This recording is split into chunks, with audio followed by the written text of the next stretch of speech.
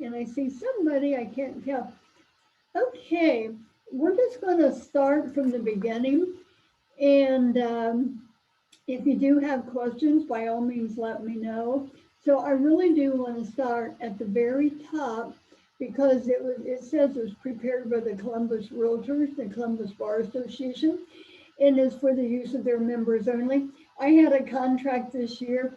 The guy's not a realtor, and he was using our contract and submitted it to another agent here in the office. Dear Lord, anyway. So let me get a drink. Melissa, how are you? Oh, she's muted. Okay. So anyway, start the very beginning and just put in the date. And then, the county, the tax parcel, very important to put that in. And then put the address. And you don't have to say being a 4-bedroom, 2-story home, 10 acres. Just put you have the parcel number and the address. That's really all you need. Put in your purchase price, and then additional terms and conditions. That might be where you could put it's contingent upon the sale of the house. It could be contingent upon an appraisal gap, whatever you want to put in there, write it in there. Number 2, attorney approval clause. This is not applicable if you don't put days in there. So if you put within 3 calendar days after acceptance and you do send it to the attorney might say, hey, I don't think they should buy the house, or he might recommend that you do some changes. So, but that's where you get the chance to have it looked over by the buyer's attorney. Can I ask a question? Yes. Okay, so is the proper thing to leave it blank, or do you put NA in? I would put in NA just because it means you didn't forget it. Okay. And I see it both ways. Me personally, I would put in NA. Okay. And honestly, I always put like 3 days in or 5 days. Just sometimes when you write the contract and at the end of it, the buyer might go, well, gosh, I should probably have my attorney look at it. Well, if you got it in there, you don't have to do an addendum or anything. Under financing, 3.1, that is if they're going to do cash. And if they are going to do cash, then of course they have to give some evidence of where that cash is coming from. And in today's market, boy, I am so sorry, my goodness.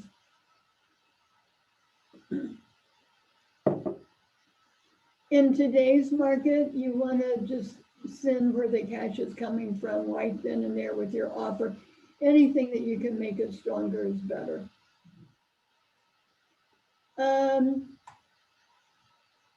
Lenders, pre-qualification. I mean, get that done before you even submit the offer. So, loan application. In today's market, I would put like 3 days or something. I mean, I wouldn't let it go too long. Anything to make the application look better. And then put down what kind of a loan it's going to be. And whatever you do, be sure you send proof of everything you do to the listing agent.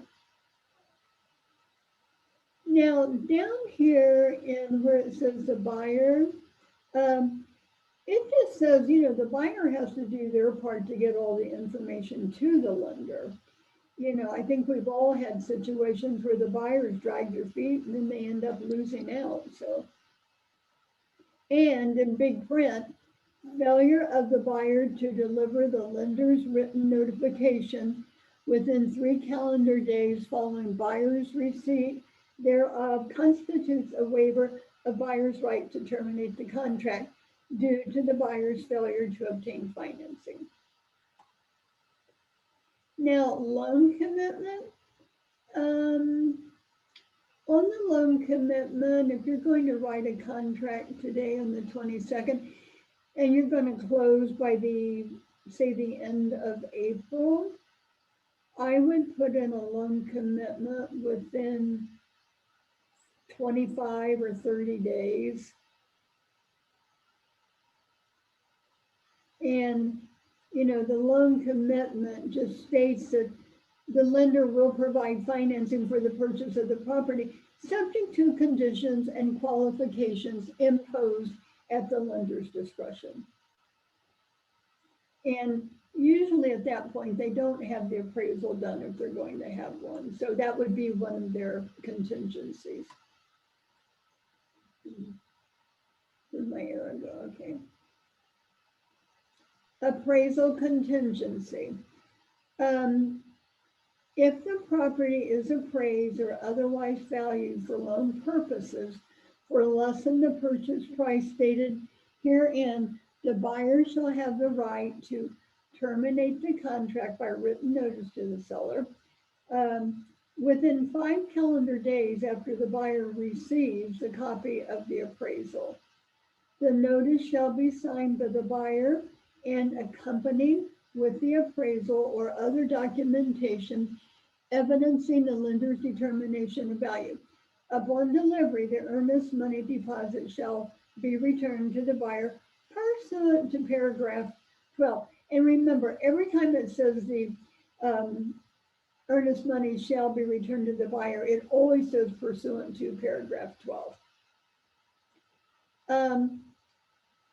In failure of the buyer to deliver the written notice of termination with 5 calendar days following the buyer's receipt of the appraisal constitutes a waiver of buyer's rights to terminate. So, and as the buyer's agent, we just, if you do your timeline, that form that's in documents, it helps you keep track of that. Okay, when's the appraisal due? When's it going to be done? Helps you keep track of everything. And if you don't know where that is, I can pull it up. 3.3, I'm not going to read through all of that, but if the seller does not receive the buyer's written notice or documents as required in paragraph, 1, 2, and 3, those points of it, the seller may, at any time until 7 calendar days before the closing date set forth in paragraph 15.1, notify the buyer or the buyer's broker in writing that seller has not received the required financing evidence and that it's overdue.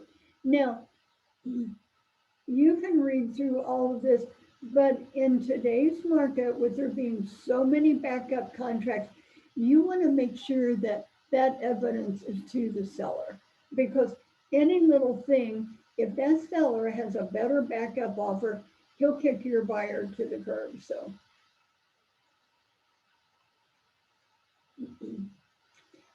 taxes and assessment, again, it just says that, they'll be prorated to the date of closing.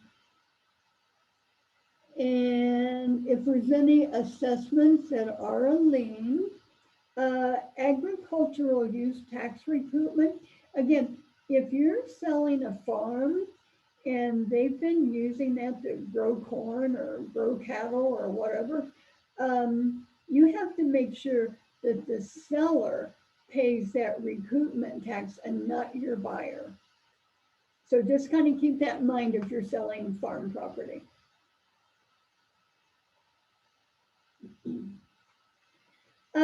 Community development charge. If you do have a property that, if you're selling a property that has a community development charge, it should be noted in the listing. And if so, then you fill in those blanks with that. And Emily, I'm sure you've sold in areas that have a community development charge. And it's just something like when you list a property, you have to find out if it does or it doesn't. I mean, for instance, like New Albany does, Gulf Village, Yeah, and there's Jerome so, Village has one. Yeah. yeah. And so just when you list it, make sure, and your seller should know that. Okay. Here's another thing, just not right here on the contract, but when you're writing a purchase contract for a buyer, and in today's market, you find a property, you hurry up and you like type it up and you send it over to your buyer and you tell them to click and sign. Well, before they click and sign, you really need to go over that contract with them. And it's not being done enough right now. Or if you have the chance with your buyer that, especially if it's a new buyer, if you can sit down with them before you even show them properties and go through the contract with them, you just don't want to like miss anything because they hurried up and clicked and signed. So fixtures and equipment, these are all the things that do stay with the house. Um, Yeah, let me ask you a question. uh-huh. With DocuSign and with the electronic signing, Mhm. a lot of people just click and sign, click and sign, click and sign. Do They you do. recommend sending over a blank contract for people to familiarize with first, or what do you recommend people do I think that's when a they good, sign? yeah, I think that would be a good idea to send them over a blank contract and say, hey, let's just kind of go through this. And then when we find the right house for you, it'll make it easier to go through it. Okay, yeah, just to familiarize themselves with what they will be signing ahead of time, so And, that because they're under the gun to sign a contract because of all of these multiple offer situations, they get nervous and they're like, "What the hell am I signing?" I know, and they don't know, and they don't Yeah, care. They're in this, this frenzy. mood. Yeah, It's crazy. So they just sign. They just want the house. So yeah. So Okay. anyway, then when you actually sell the house and you get down to the closing and you get them moved into the house and they go, oh my God, Emily, the bathroom mirrors are all gone. Well, it's because they weren't attached, you know, Yeah. and it says attached mirrors, and that's like it's not hanging on a hook. And I think a lot of agents have had that to happen. I mean, I had a sale 3 years ago now. Um, it was a house in Arlington. It was like, oh, it was over $900,000. And the seller took the toilet seats. They had these special heated toilet seats. Didn't say they didn't, you just assume they're hooked on there, but they took them. Um, so yeah, and things like the garage door openers and controls, make sure that your buyers get those at the closing. Now, some houses don't even have a control. They just, they have it into their, thing in their car. But if they're out there, you want to make sure you get them. Um, Trying to think of, well, it used to be a big deal about TV antennas and all of that. Um, Not too many antennas, so water conditioning systems, if you go out to Union County or whatever, you're probably going to have water softeners. So find out if they're rented or not. Trying to think. Oh, and then curtain rods and window coverings, excluding draperies and curtains.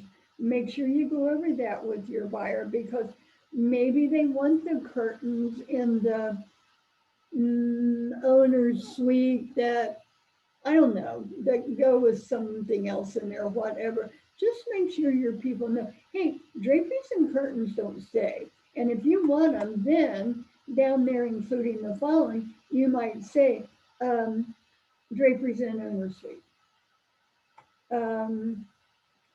You might want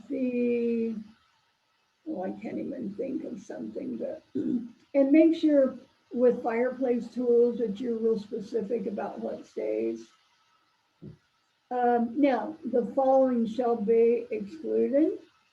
So if they have an old rusty swing set in the backyard, put in there that you don't want it left there.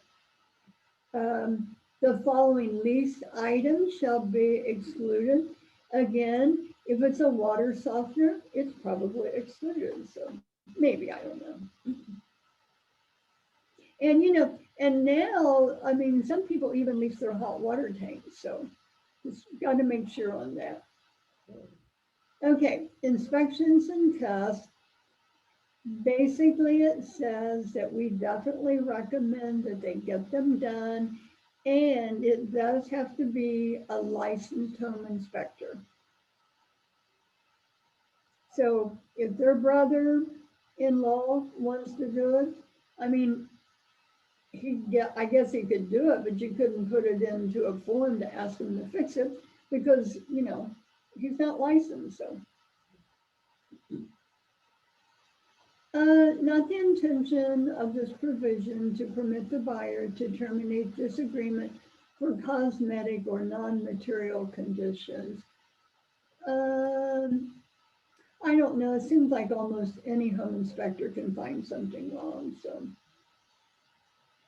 and buyers shall be responsible for the repair of any damages caused by the buyer's inspections and tests. Repairs shall be completed in a timely and workmanlike manner at buyer's expense. Yeah, I have seen times where, like, maybe the inspector got up in the attic and, he had debris, insulation on the carpet or something, but I think usually most of them are pretty careful. Specified inspection period. So let's say the buyer shall have 10 days, and that's calendar days. And so if you had an accepted contract today on March 22nd, the day one would start tomorrow, March 23rd. And then you count your 10 days, which I think would take you up until April 1st. And so during that 10-day time to get the inspection done, within that, you also, if they want anything to be repaired, remediated, or whatever, you've got to write it up and it has to be delivered to the other realtor no later than that 10th day. And let me be there inspection or testing for radon. If you're going to have it inspected for radon, that's fine, just get it done. Do not put in the purchase contract. We used to put in there, should the radon level be more than 4.0 picocuries, the seller shall pay the cost for remediation. We don't put that in there anymore. So just don't. For the inspection time, for the specified inspection period, what do you typically put in there for how many days? 10 or 8, I think right now, because the inspectors are pretty busy. Okay. If they want one, I'd put in 10 days. Okay. And you know what? I mean, even if in this market your buyers are not going to ask for any repairs. Right, because they're just saying no remedies. Right, just no remedies. So, and so going down here. So 6.4, if they don't want the house, they can, or they don't like what they found, they can ask for it to be repaired, fixed, credit, whatever. Now, on the agreement to remedy period. Okay, can I interrupt you again? I apologize. So on the offers, so we got 24 offers on this one property, and it really came down to this remedy issue. Everybody basically said they wanted an inspection that was done, but one of them referred to the 6.4 and the other one did not. He basically said for informational purposes only. So now what Barb said is basically at the end of the day, if somebody's not happy with the inspection, they're going to walk away regardless. They are. Okay. So, so it really kind of doesn't matter whether they refer to the 6.4 thing or not. But in the seller's eyes, they thought that it was more cut and dry when they said for informational purposes only. So they looked at it more favorably because of the way it was worded. Because they took that deal because of the way it was worded in more layman's terms. So that's why that other buyer got the deal, because the one buyer said they referred to it 6.4, basically saying we can walk away because they referred to it at 6.4, and the other one said for informational purposes only. So it was really interesting. That makes it a lot softer for the seller. Yeah, and even though he said that, they could still back out of that contract if they wanted to because of the home inspection. So yeah, I mean, Barb basically said at the end of the day, if somebody's not happy with the inspection, they're going to walk away regardless. yeah, they will. They will, absolutely, because you didn't take out that whole paragraph. Yeah. Okay. So the buyer and the seller shall have, you can put 3 days or 5 days, after the end of the specified inspection period. Now, the inspection period ends on April 1st. Okay. So that 5 days actually would start on April 2nd. Got it. Okay. And even if they got the inspection done in 3 days, you still go through the whole 10-day period and then another 5. And sometimes that messes up agents and they have a problem. Okay. Okay. So anyway, there's the different things that the buyer and the seller can do. For me personally, if I'm gonna, I would want them to have a home inspection. So,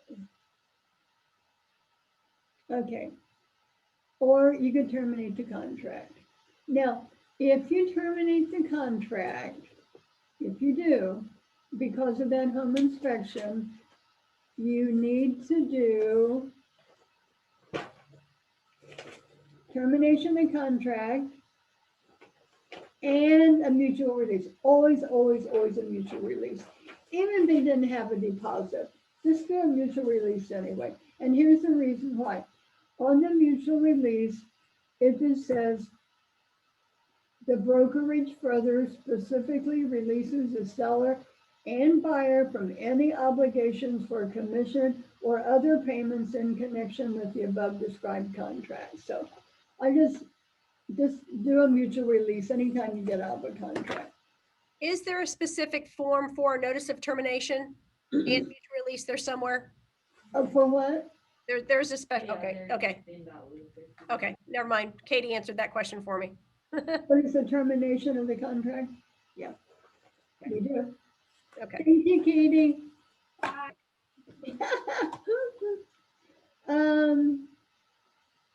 6.5, that's all about the condominium or home owners association document provision. Okay. And basically, the seller has to provide you with all the information, and then we put in a time period. Okay. And, okay, so then we get to 6.5, the review period for all that information that you have. It says, buyers shall have 5 calendar days after receipt of the last delivered documents, or 10 calendar days after the date of acceptance of the contract for both parties.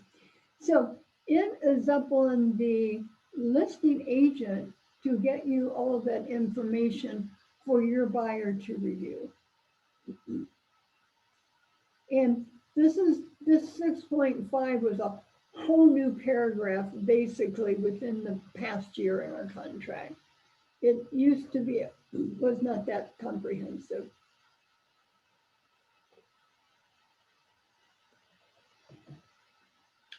And Emily, just FYI, if you're going to list a condominium, again, in our templates, I have a whole list of things in there that your seller needs to get for you to list the property. So it's in there. Okay. And so, it's all in this contract, but if you're going down on a listing call, you take that sheet and you say to yourself, this is what all I need in order to sell your condominium. And checking with Marie D'Onofrio, she says every condominium association, they have to provide that to their sellers at no cost. Okay. Okay, warranties, pick out your favorite home warranty plan, know what it costs. And again, in today's market, I mean, maybe your buyer pays for it themselves, but I think people should have one. Number 8 under D, it just says the seller shall convey to the buyer marketable title that is transferable, recordable, journal warranty deed. I don't know. Okay, sorry. And if any, or fiduciary deed, I just had a closing not too long ago and they had a fiduciary deed. And so the buyer, her daughter, is a Keller Williams agent in Mississippi. And she called me and she goes, I never heard of a fiduciary deed. Why did you? And anyway, so I explained, I don't know why she called me, she's a realtor also. But anyway, a fiduciary deed is like if a house is transferred, like it was in maybe somebody inherited it, is in a trust or something, then they get a fiduciary deed. And a fiduciary deed is as good as a general warranty deed. So. Okay. 8.2, seller has not transferred, conveyed, or reserved, nor does seller have any knowledge of any prior transfers, conveyances, or reservations of any coal, oil, gas, mineral rights, etc. And again, if you put a list of properties, say, out in the east part of Ohio, out there where they have oil wells and stuff like that. If you're going to have stuff out there, that's something you have to find out about. And I guess they're probably the best. You could ask your seller if you really had questions, you could ask the title company to check it out. Because a lot of those places out there, they have sold their mineral rights. Okay, 9, title insurance. The seller shall furnish and pay for the Alta homeowner's commitment and policy of title insurance in the amount of the purchase price with a copy of the subdivision or the condominium plat. And so the title insurance company should, do that. And again, if you go sell a property over maybe in Dayton, Ohio, over there, the seller pays 50% of the homeowner's, the title insurance. So you kind of got to watch it if you sell in a different county. Actually, the same way with commissions, I noticed because I've been working for a whole year with buyers up like West Liberty, East Liberty, all those places. And so the agents up there, quite often on a co-op fee, they put like 2% or 2.5. So when I'm up there, I pay more attention to it.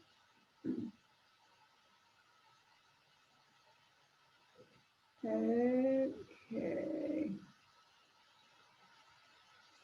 Now, 9.2, this again is where you want to follow your timeline on your purchase contract for your buyer, because it says, seller shall deliver or cause to be delivered to buyer or buyer's broker a copy of the commitment referenced in paragraph 9.1 above, no later than 15 calendar days prior to the date of closing pursuant to this agreement.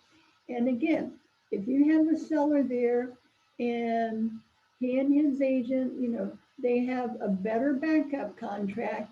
I mean, if they don't get that in 15 days, I mean, they can just like end that contract. So just have your timeline. Make sure you get it. And honestly, with my buyers, I really watched that. I mean, even when it wasn't times like this, I really watched for that.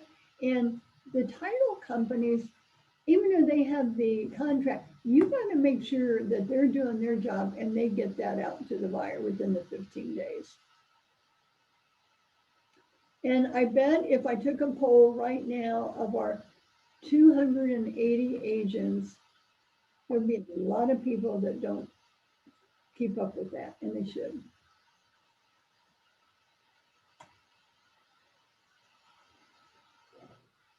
Okay, 9.3, I'm not going to read all through that, but if there's a problem in there, then it has to be taken care of, or as they say, cure the objection. It has to be taken care of before you can proceed to closing.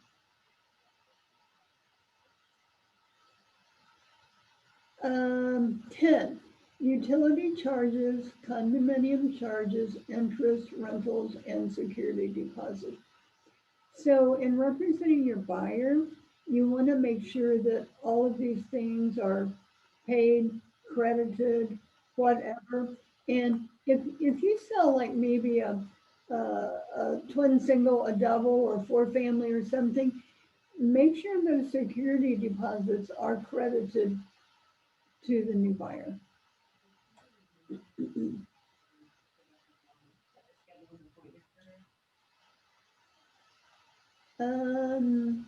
10.4, that's regarding the condominium associations.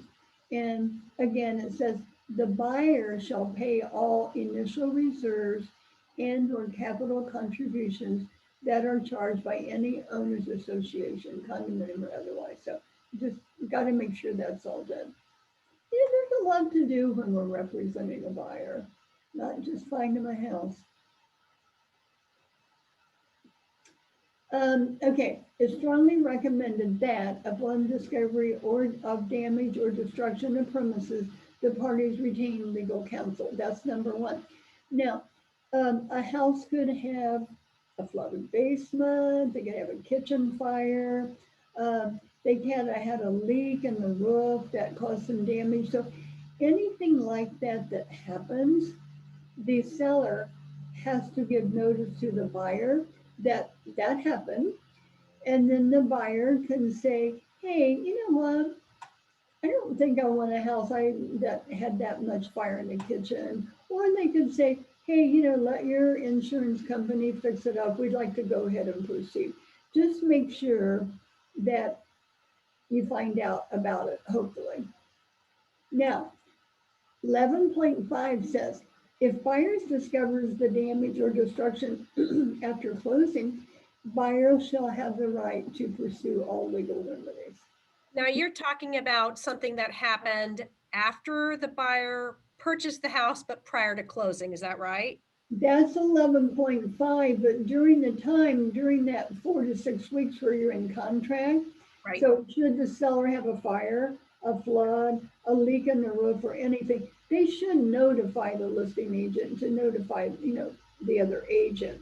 Got it. But at the end of the day, 11.5, they'd have to sue. Okay. Got it. And usually, like, I've had a couple of houses where they had damage in the kitchen, from a fire or whatever. Usually the house looks better because they get their insurance company to take care of it, but stuff happens. Earnest money deposit, you really have you have three choices. You can make no deposit if you don't want to, or you can deposit it with the buyer's broker no later than 3 calendar days after acceptance by both parties in writing. Or it could be 3 days after the expiration of the agreement to remedy period. Okay, can I talk to you about that? Yep. Mm-hmm. Okay. So whose responsibility is it to get money to who? So let's just say that I've got the buyer, my responsibility to get it to the seller's broker, or do I give it? No, to Keller Williams Consultants. So you get their check or whatever. And we even have a right now, we can do a money transfer Okay, into our escrow account. okay, But it's your job. And then when you get that money, you need to send proof of that to the listing agent. They okay, have to know we have it. okay. So then let me ask you this. Uh-huh. So does it matter how much money you get, or does it really matter? Like, let's just say that the price of the house is a $200,000 house. I noticed that people get like $500. Does it help to get $2,000, or does it really matter? Versus, you know what I mean?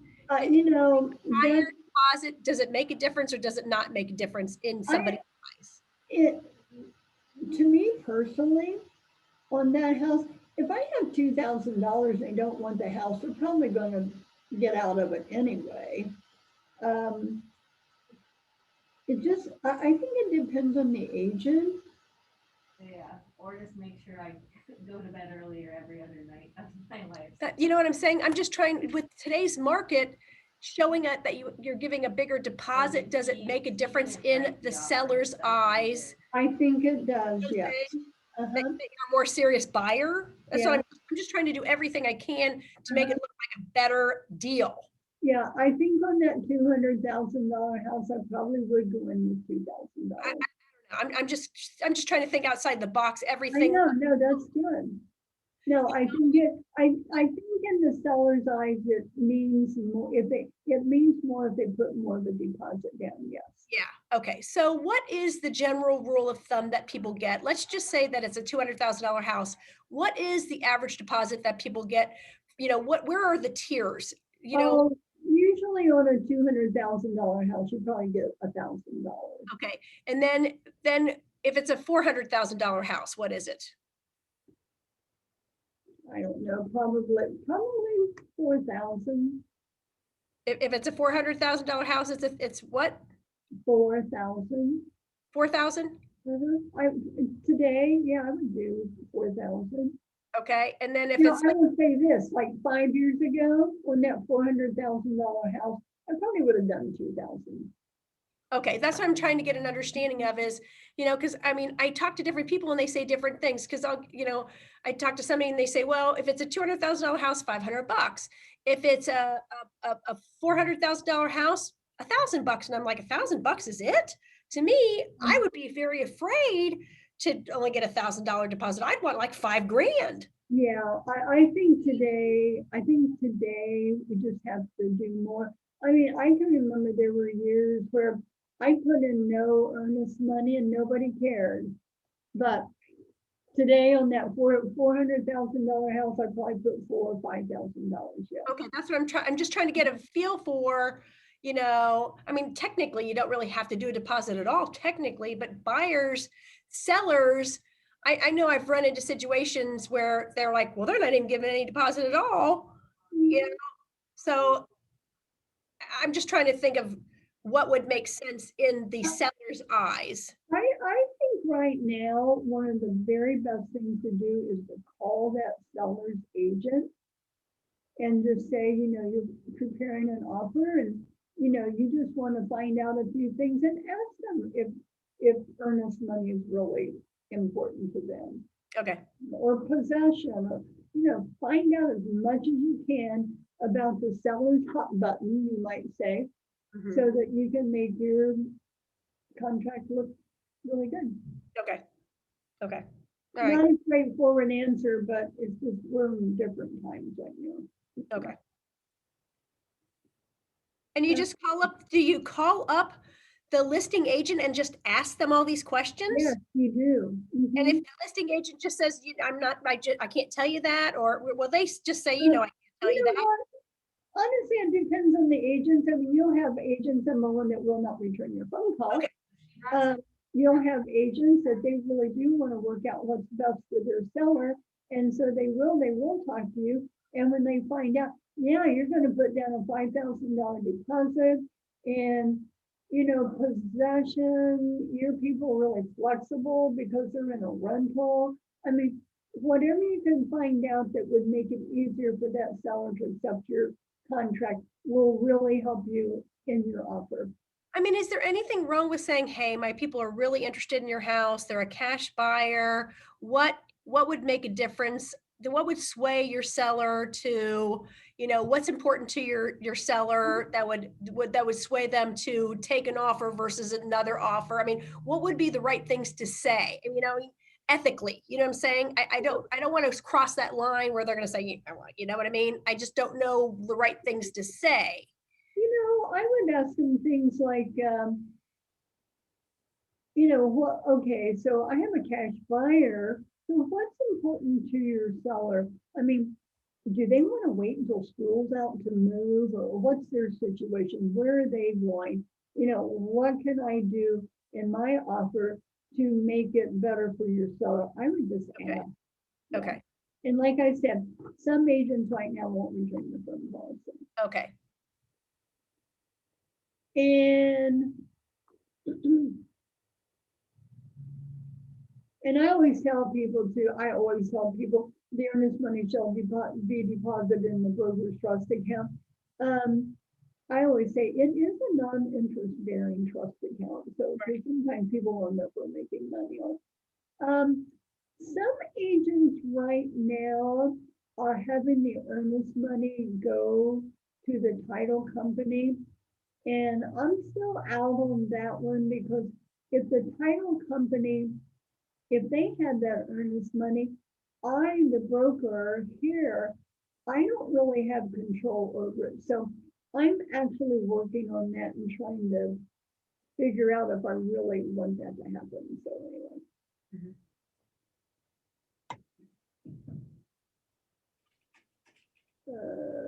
Okay. So this is 12.3 that really talks about the earnest money. And this is like really important. In the event acceptance provided in paragraph 3.3 and subject to collection by the broker's depositor. So, Emily, if you write a contract and your people are supposed to get a $5,000 earnest money account to you within that 3-day period, and they don't do it, and they back out of the contract, well, the seller's going to say, hey, I want that $3,000. They backed out of the contract. We cannot write any checks if we don't have it in our bank.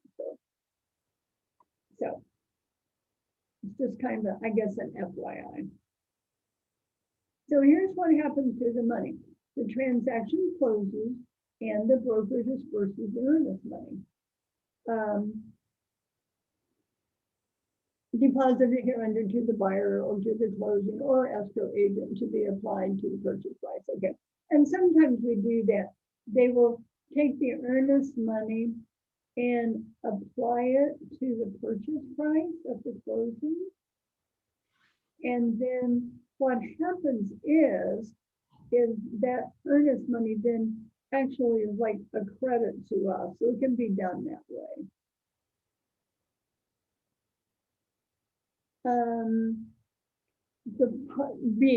The parties provide the broker with written instructions that both parties have signed that specify how the broker is to disperse the earnest money. Okay, so that's our mutual release. So we can give it back provided that mutual release is signed.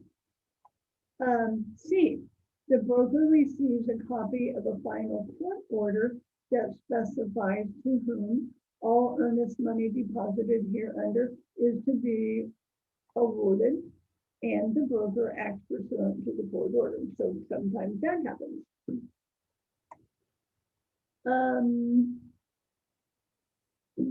D, all earnest money deposited hereunder becomes unclaimed funds as defined in the division, blah, blah, blah, revised code. The broker has reported the unclaimed funds to the Director of Commerce pursuant to section blah, blah, of the revised code and has remitted all the earnest money to the director. So that could happen. No, nobody claims it. Nobody claims it. If nobody claims it after 2 years, I can keep the money here in our trust account for 2 years. And if nobody claims it, then it goes into the unclaimed funds. Now, this is the other thing that can happen to it. In the event of a dispute between the seller and buyer regarding the disbursement of any earnest money deposited hereunder, the broker is required by Ohio law to maintain such funds in his trust account until the broker receives one, written instructions signed by the parties how it's to be awarded, two, a final court order that specifies to whom it is awarded, or if within 2 years from the date the earnest money was deposited in the broker's trust account, the parties have not provided the broker with such signed instructions or written notice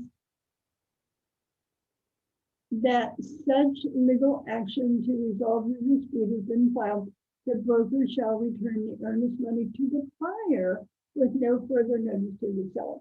So if I have the money here for 2 years, the seller won't sign to give it back to the buyer, but the seller never says he doesn't dispute it, then I can give it back to the buyer. And I mean, I've had cases where I've said to the buyer, you know what, your money just might have to be in the trust account for 2 years. But make sure your buyers understand that. So in the event that it's unclaimed funds, an example of that would be, if somebody walks away from a contract and they just don't think that they can get their money back, it turns into unclaimed funds for 2 years. They forget about it, they move away, they just forgot about it. Okay. Buyer said, screw it, I'm sick of it. And the seller goes, I'll never get it back. So there's a lot of money in that unclaimed funds account. Okay. Yeah. Got it. Okay.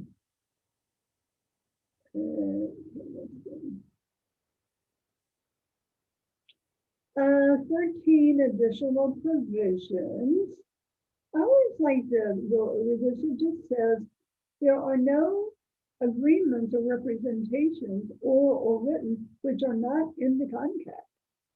It's not like I said, you know what, trust me, we're going to make sure you get that new refrigerator, whatever. It's got to be in writing. Time is of the essence. I think we know that. So. Right. If it's not in writing and it's not in the contract, you ain't getting it. You ain't getting it. That's right.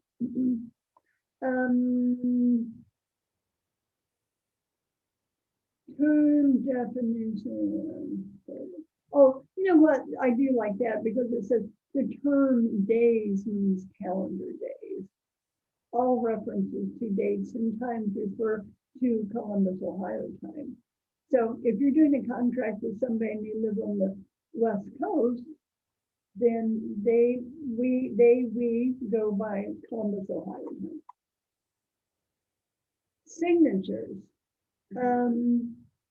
Manual electronic signatures on contract documents are fine. The last sentence says, for the purposes of this provision, contract documents do not include voicemail, email messages, or text messages. And I have agents all the time to send me 3 feet of text messages. He said, she said, they said, we said, It's got to be part of the contract. Okay. Okay. There's our FERPTA Act, Foreign Investments in Rural Property Tax Act. This is like a federal tax code, you might say. If a foreign person buys a property here in Columbus, Ohio, they do have to pay income tax on it. And so the big note, buyer and seller advised to determine whether seller is a foreign person as defined by FERPTA as soon as possible. So I guess the way you have to be careful, you know, how you ask this to people. But you could always ask them if they have bought properties, investment properties, or it could just be regular property and paid income tax in the United States. And here's what happens. If a foreign person buys it, he does not pay income tax. The section 1445 of the Internal Revenue Code requires the buyer to withhold 15% of the amount that the seller should have paid. So if you have any inkling that your buyer might be a foreign person, investor type person, you just have to find out. And I talked to Akiko about this because, you know, she represents a lot of people from Japan, etc. And, you know, she just has to make really sure that they pay income tax.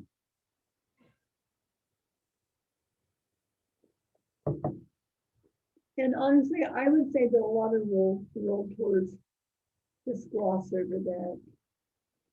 Because maybe they don't. It's a hard thing to understand. So.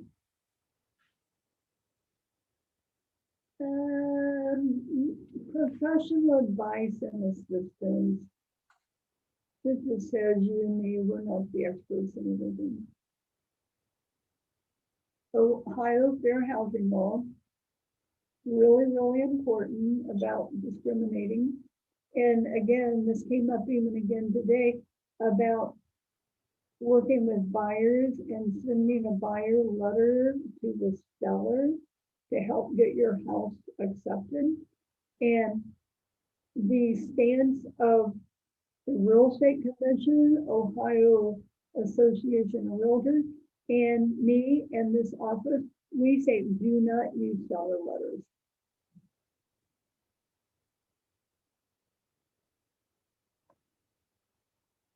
Okay.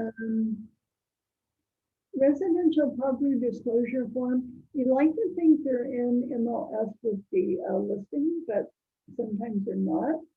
And you might ask the selling agent to send it, and they don't. So we have to cover that here.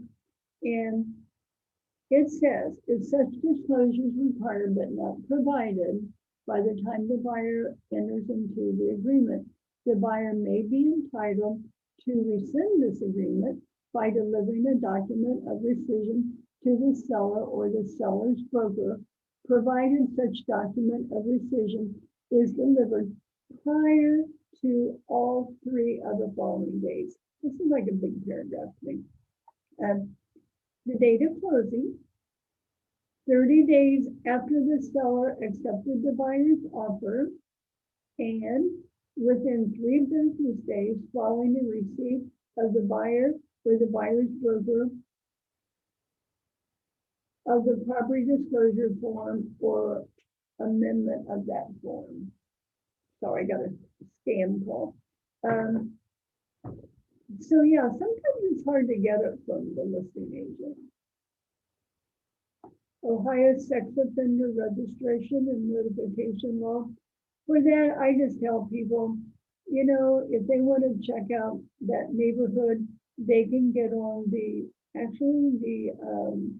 Franklin County Sheriff's Department and find out. And never offer to do it for them, because you can check today and tomorrow one moves in the neighborhood. So we leave it entirely up on the buyer to check that. Let me ask you a dumb question. Uh-huh. If they are in contract Uh-huh. and all of a sudden they decide that they find a sex offender registration that they're not happy with, can they get out of the contract? Or is it too late? I think it'd be too late. There isn't anything in the contract that says that, so. Okay. Yeah, I mean, they're just referring to this. It's just talking about the registration, but it doesn't really say, it's just saying, it doesn't really say, it just says, that, if you want to check it out, you can, but it doesn't say, I ran into a situation where the people were already in contract on a new build and they really had a hard time getting out of the contract. That's why I was just curious. I think it would be hard to get out of it, Yeah. and yet, if it's some child molester or something, you got 3 little kids, you're not gonna move in there, so.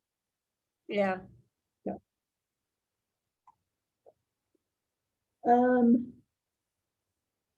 Concession, fire and sell authorize the broker to report sales and financing concessions to the MLS membership. So, like, if they call and say, did the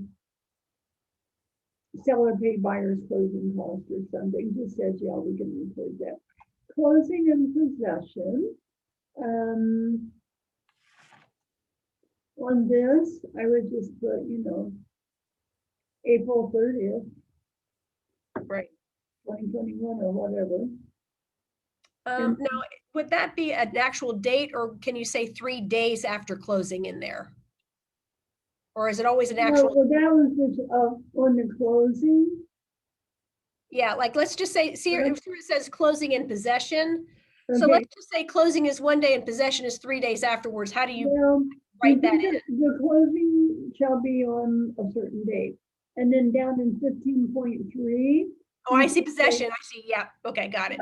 Seller is entitled to possession through 12 noon. Pick out a time, not just a date.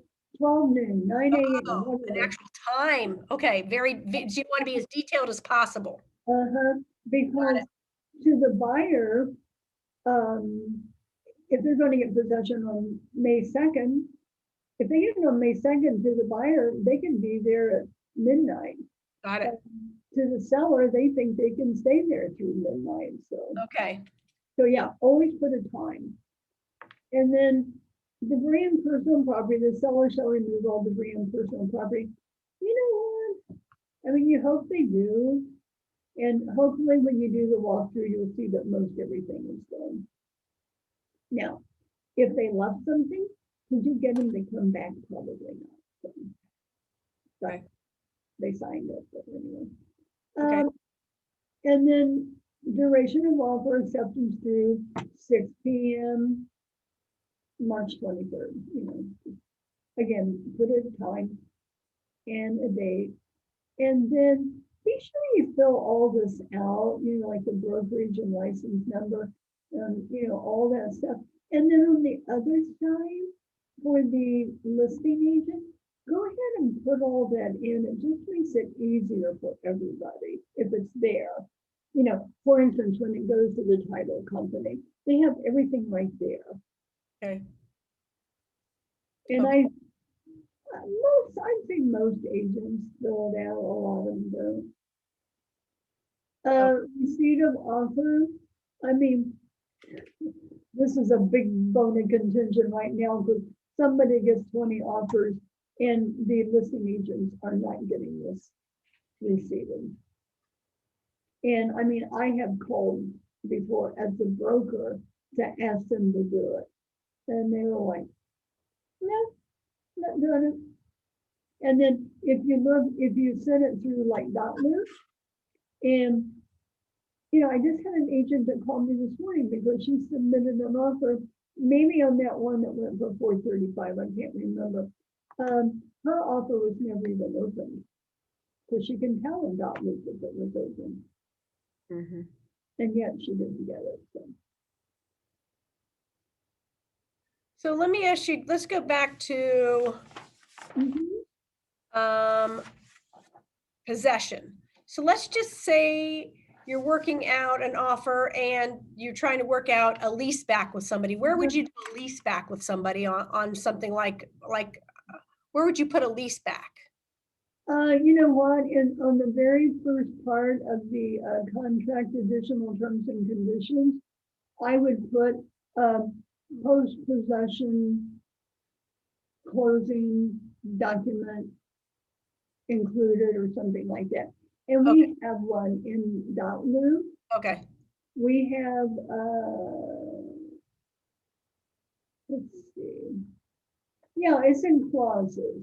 It's in clauses. So Okay. you went to Dotlu, over there on the left side, all the way at the bottom, it says clauses. We have that post-closing possession agreement. okay. Okay, And, but I would address it in my additional terms and conditions. okay. Okay. Okay. What I did is I printed up a contract and I made notes on it. That's what I was doing as you went through. Good. Well, I figured that's the easiest way to remember. Yeah, that's good. I mean, honestly, I keep one in my left drawer here Mhm. just to make sure. I mean, like, if you call me about a contract, I can pull that out of the drawer faster than I can go into that and pull it up. So Yeah. it's like one of the most important parts of this contract is number 12. Oh my God, my office is hot. I cannot believe it. I've been freezing all winter. So in section 12, when it talks about the earnest money deposit, Yeah, even though in that purchase contract, there's probably 5 places that says, if this doesn't happen, your earnest money will be returned. But it always says pursuant to paragraph 12. So, and I always like to make sure that my buyers understand it, because if you put a house in contract and you have a home inspection, and you find out that it has, some pump doesn't work. mhm. Okay, not buying it. Some pump doesn't work, don't want it. Probably have, problems in the basement. Well, the seller's going to say, "Are you joking? I'm not giving you this money back." So you just have to make sure the buyer understands that, because it says that a lot of times we always have to go by paragraph 12, and it says it has to be mutually agreed. Oh, I see what you're saying. So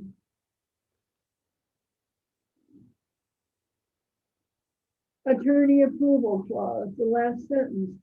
If the contract is terminated, the earnest money deposit shall be returned to the buyer pursuant to paragraph 12. Well, that's the attorney approval clause. And the seller could go, "Are you joking? His attorney said that? Well, he's not getting his money back." So just make them understand that sometimes it's really difficult to get it back. Sometimes it does stay in our trust account for 2 years. And hopefully they will get it back. But, or sometimes buyers or sellers will take the other party to small claims court and try to get it back. And so if they do that, and small claims court sends me a letter and go, "Okay, give it back to the buyer or give it to the seller," then that's what I have to do. Okay. And honestly, anytime you have a question about the contract, please call me. If you can't get a hold of Barb or something, or Wally, or just, let me know. Okay. Well, thank you, Emily, for tuning in today. Yeah. Okay. I think that helped a lot. Did it? Oh, good. Okay. Yeah, there's a lot of stuff there. And honestly, I think that if just every agent would sit down and go through sentence by sentence, you go, "Oh, that's what that says." Okay, so anyway. All right. Well, thanks again, and I'll see you next time. Thank you so much. I appreciate it very much. You are welcome. Bye-bye. Bye-bye. And in. And then meeting. Oh.